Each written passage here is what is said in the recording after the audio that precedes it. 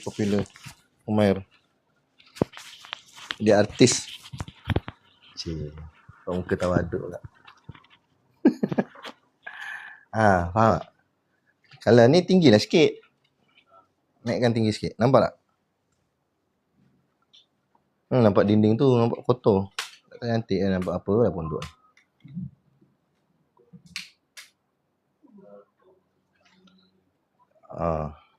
Lepas tu kalau tala tu situ. Nampak tak?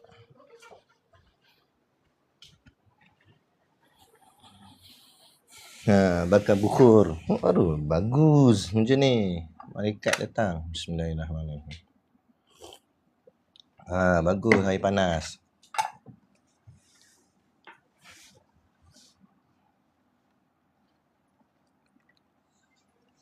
Bismillah. Ni apa ni?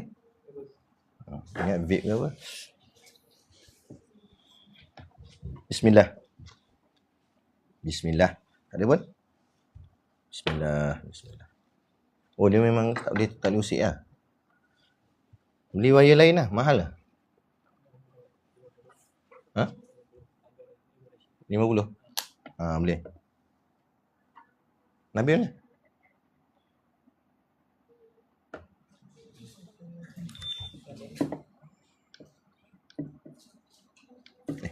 Sila. Ada lah. Tak ada pun.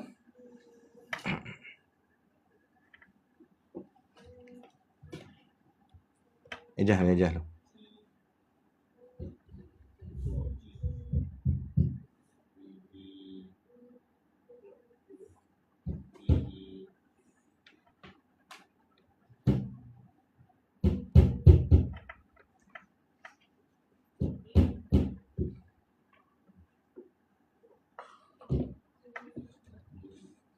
Ada?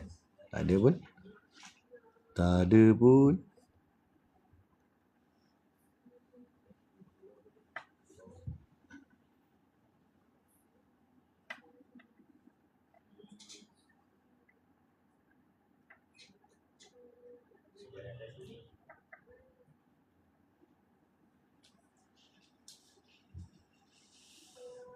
Macam mana? Tak macam hari tu pun. Ejah lu. Ni kali test dulu.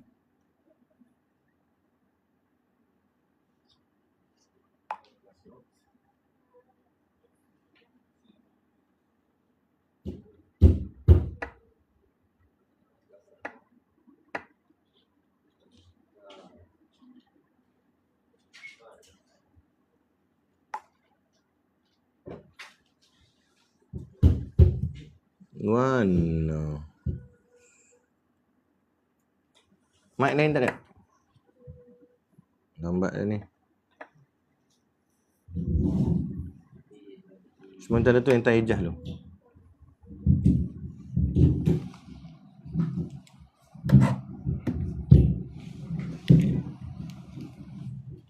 Bismillah. Ni apa buah? Memang macam ni ke? Memang macam ni ke mic dia? Nakutkan. Ya betul macam gini. Kata makan lagi. Bismillah. Bismillah. Tak ada juga? Ada. Bismillah. Assalamualaikum warahmatullahi wabarakatuh.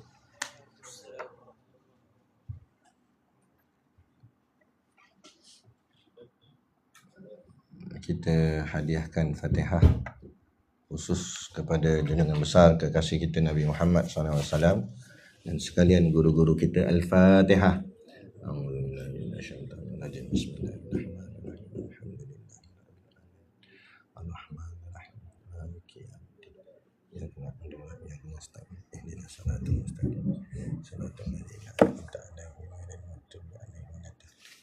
Benda ni memang ada ke apa ni?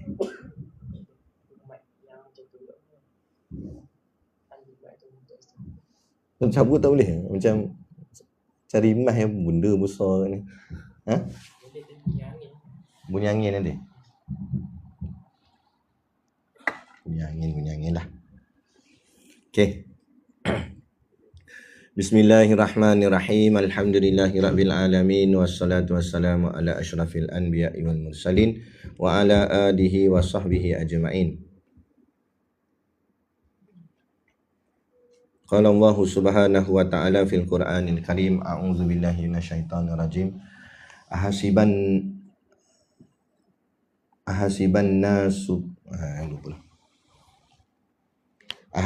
nasu ayyutraku ayyakulu amanna wa hum la yuftanun. Sadaqallahul azim, yang bermaksud, siapa main drum lah tu? Dah. Ahasiban nasu ayyutraku, Patutkah manusia itu menyangka bahawa mereka akan dibiarkan?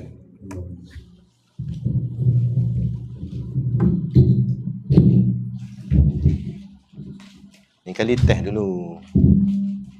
Kacau lah.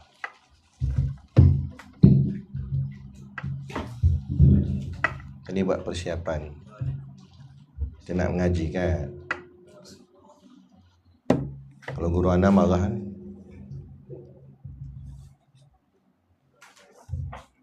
Ni apa, ikut kuat sangat ni. Ikut karaoke kuat-kuat.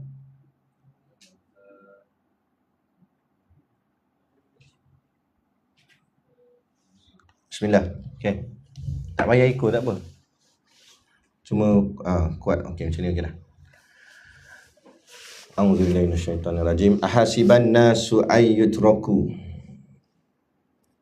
patutkah manusia menyangka bahawa mereka akan dibiarkan? Ayyakulu, dengan hanya berkata amanna, kami beriman. Wahum la yuftanun, sedang mereka tidak diuji dengan sesuatu cubaan. Surah Al-Ankabut 29 ayat yang kedua daripada 69 ayat pada juzuk yang ke-20. Alhamdulillah, hari ini kita mula balik.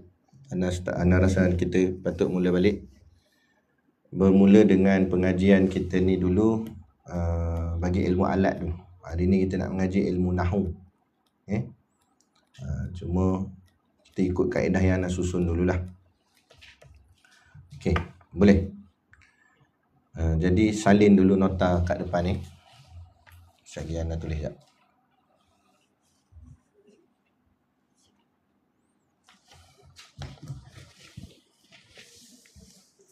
Yang ujung tak nampak, pindah duduk belakang.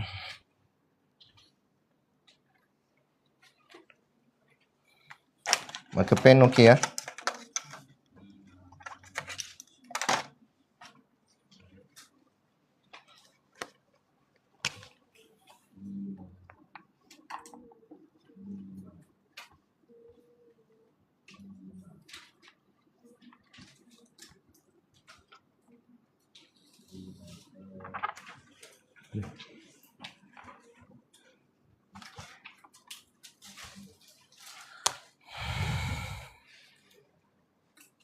Silap.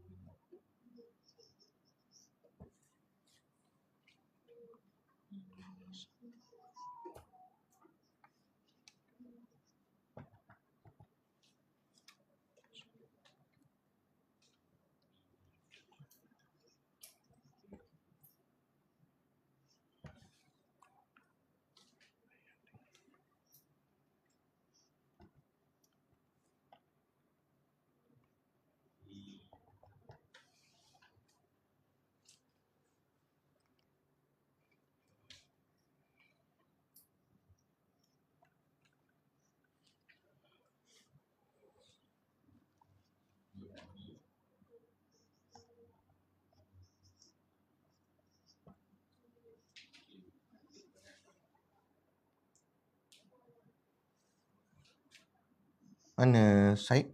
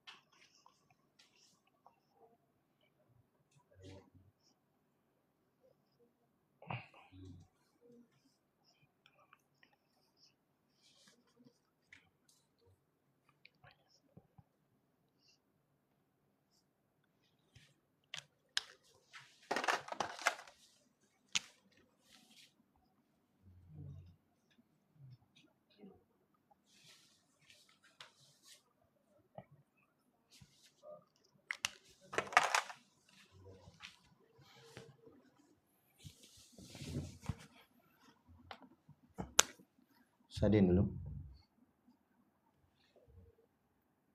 dengan kadar yang laju. Nota ni tolong asingkan, jangan campur dengan nota-nota yang lain.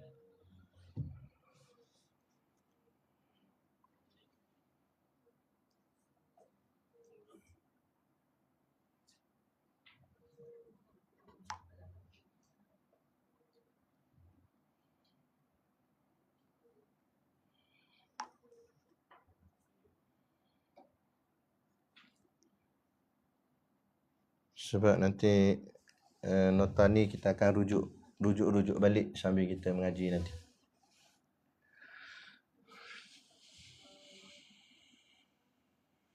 Jadi tulis elok-elok.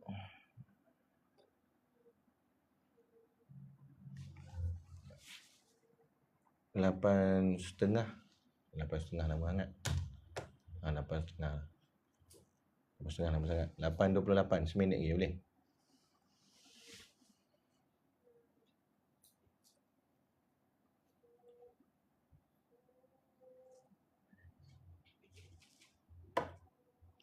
La ilaha illallah. La ilaha illallah.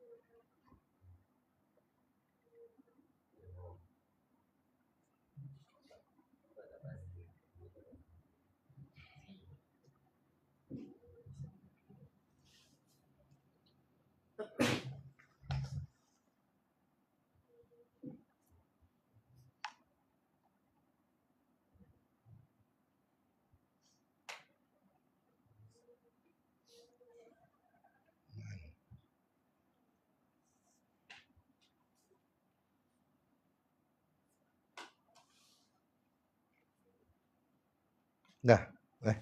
Lama ni. 89 dah. Dah? Baik. Alamak.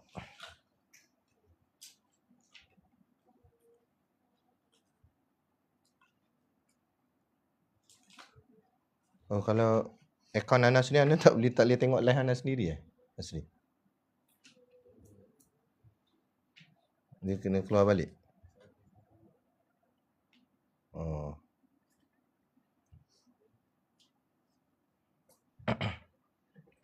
Okey dah.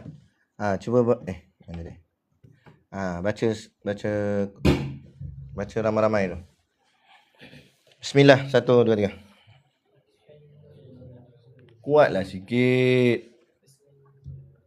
Tak payahlah bismillah tu ayat Quran. Baca terus. Bacalah.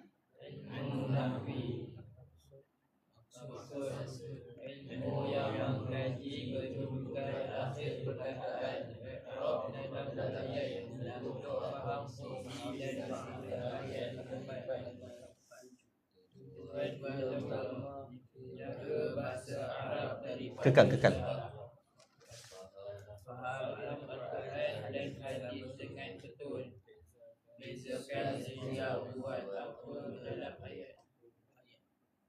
Bezakan apa?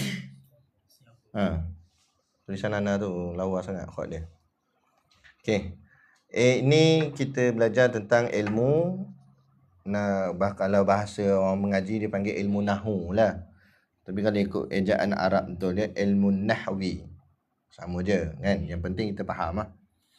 Okey, apa tujuan maksud dulu? Apa itu ilmu nahwu? Itu kena faham dulu. Ilmu nahwu ialah ilmu yang mengkaji kedudukan akhir perkataan. Maksud dia dalam perkataan tu huruf belakang sekali tu. Yang kita nak kaji belakang tu. Nak kaji belakang tu baris apa? Baris atas ke, baris bawah ke, baris depan ke. Sebab kita nak tahu kedudukan dia dalam ayat. Itu mengubah baris belakang tu istilah dia dipanggil dalam bahasa Arab i'rab. Cuba sebut. I'rab. Jadi bila tolong i'rab je ayat ni. Maksudnya tolong tuliskan dia punya baris nahwu dia tu. Dalam ayat mana tak kira lah, ayat Quran ke, ayat hadis Nabi ke, kan, untuk faham fungsi. Sebab setiap kataan dalam ayat tu, setiap kalimah yang ada dalam ayat tu, dia ada fungsi-fungsi dia tersendiri. Nanti kita akan belajar apa fungsi dia.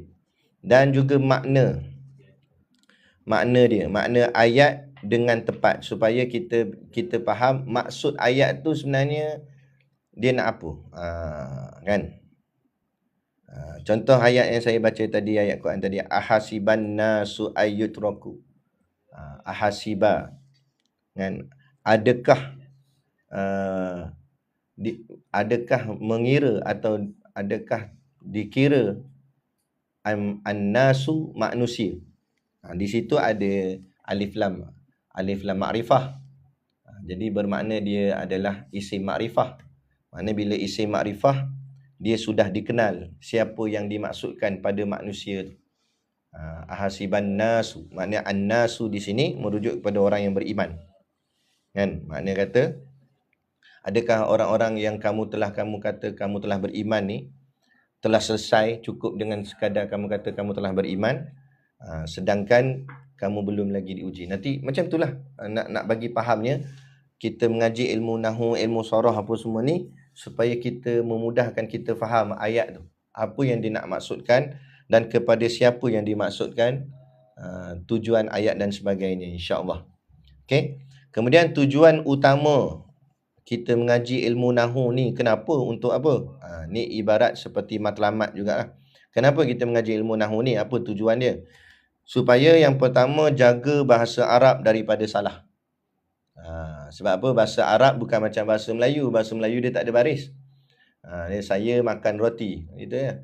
Tapi kalau bahasa Arab ni, saya makan roti, saya makan rota, saya makan rotu. Boleh, faham? Makna belakang dia tu boleh berubah.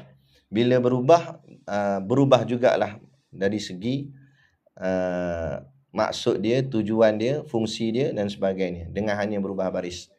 Sebab tu penting ayat Quran dibaca dengan betul barisnya. Sebab apa? Inilah fungsi tujuan ilmu nahwu tu. Jaga bahasa Arab daripada salah. Yang kedua, faham Al-Quran dan hadis dengan betul. Jadi tujuan kita mengaji ilmu nahwu ni supaya kita boleh faham ayat Quran, kita boleh faham hadis Nabi dengan kaedah yang betul. Dia sonok, nanti kamu akan rasa kelazatan dia. Bukan sekadar kita baca Quran, sini ada yang lepasan tahfiz kan. Hafal itu baru hafal Quran. Lepas ni kamu faham apa makna ayat tu. Kan? Itu belum kita bahas dalam ilmu balaghah pula. Lagilah. Okay. Kemudian lagi yang ketiga, bezakan siapa buat apa dalam ayat. Apa maksud tu? Pelik sikit ayat dia tu. Bezakan siapa buat apa dalam ayat. Maksudnya dalam ayat tu nanti kita akan tahu dengan kita mengaji nahwu ni, kita akan tahu bilangan dia berapa, jantinanya apa. Sebab ni hebatnya bahasa Arab ni. Saya bagi contoh. Anda bagi contoh. Muslimun, mim sin lam mim, muslimun. Muslimun tu telah memberi maksud seorang lelaki Islam. Nampak? Dengan hanya satu perkataan sahaja kita tahu dah bilangan dia berapa, jantina dia apa dan siapakah dia. Seorang lelaki Islam. Kalau bahasa Melayu panjang, seorang lelaki Islam, 3 patah. Tapi bahasa Arab cukup dengan satu kalimah ya. Muslim telah masuk 3 perkataan. Kerana kalau 2 orang dia jadi lain. Muslimah ni 2 orang lelaki Islam. Kan? Kalau ramai pula 3 dan ke atas, muslimuna atau muslimina. Jadi maknanya sini orang cakap apa? Kita dapat membezakan siapa yang ada dalam ayat tu dan apa yang dia buat dan apakah bilangannya. Lebih kurang gitulah. Itu maksudnya supaya kita dapat membezakan. Sebab tu hikmah lah. Allah buat apa pun Allah buat tak bersebab, tapi kita ambil dipanggil hikmah. Kenapa hikmahnya bahasa Arab menjadi bahasa pilihan, yakni jadi bahasa Al-Quran, bahasa agama kita sendiri Islam ni? Ini kerana inilah keindahan daripada bahasa Arab tu sendiri. Macam saya sebut tadi, macam anda sebut tadi, perkataan Muslim tu sendiri pun satu perkataan sudah cukup memberi makna daripada 3 perkataan daripada bahasa yang lain. Kan? Jadi bayangkan kalau contoh je lah, Quran tu dalam bahasa Melayu kan jadi tebal jadinya. Seorang lelaki Islam saja dah 3 patah. Tapi Quran cukup dengan Muslim 1 patah. Tu. Tapi banyak lagi lah hikmah-hikmah dia. Itu sebagai salah satu kita nak melihat akan keindahan bahasa Arab. Dan kenapa kita belajar ni bahasa Arab? Satu, kerana nak memahami ayat Quran dan hadis lah. Yang kedua, ini juga lambang cinta kita kepada baginda Nabi kita, Nabi Muhammad SAW. Sebab bahasa baginda itu bahasa Arab. Okay? Boleh? Okay. Padam dulu. Lupa nak suruh padam. Bismillah.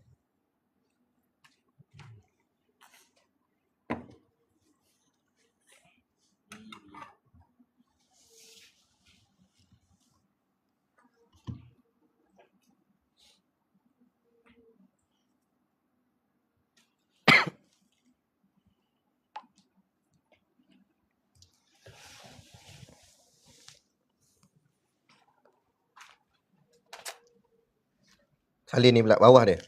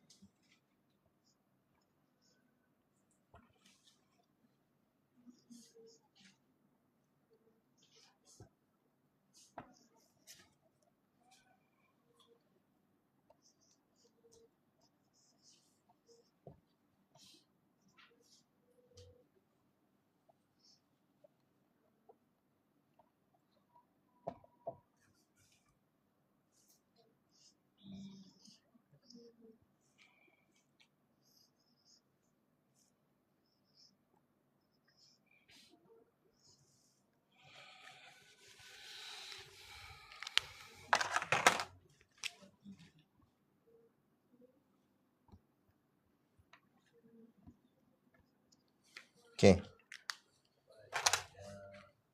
Sikit je. Takkan lama sangat. 10 saat lepas ni. 1, 2, 3. Siap lah. Okey. Kemudian ini pecahan di dalam nahu. Pembahagian kalimah, sambil-sambil tu dengar je lah. Pembahagian kalimah ada 3 sahaja, iaitu yang pertama ismun, iaitu kata nama, yang kedua fi'lun, kata kerja, dan yang ketiga harfun, kata hubung. Cuma orang mengaji sebut ismun tu isim, fi'lun tu fi'il, harfun tu haraf. Okey. Cuba ikut sama-sama. Yang pertama ismun, kata nama. Isim. Fi'lun, kata kerja. Fi'il. Harfun, kata hubung. Haraf. Okey, ismun ni nanti kita akan bahas lebih dalam. Kata nama tu macam mana. Kata nama ni namalah nama. Nama benda ke dan sebagainya. Fi'lun ni kata kerja, yakni kata perbuatan. Perbuatan buat sesuatu itu masuk dalam fi'il. Harfun kata hubung, yakni kata sendi yang menghubungkan satu perkataan kepada satu perkataan lain. Jadi dipanggil haraf. Padam? Tak payahlah. Biar dah padam.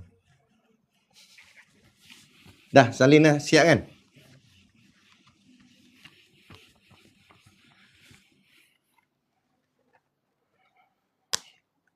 Okey.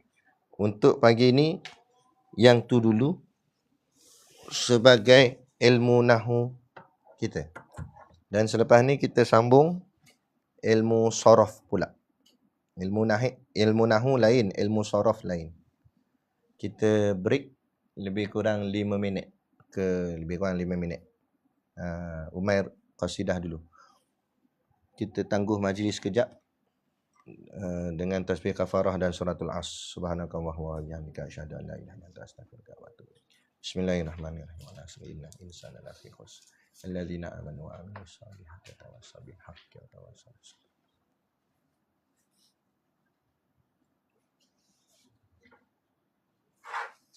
Cut dulu, Asri. Tutup balik.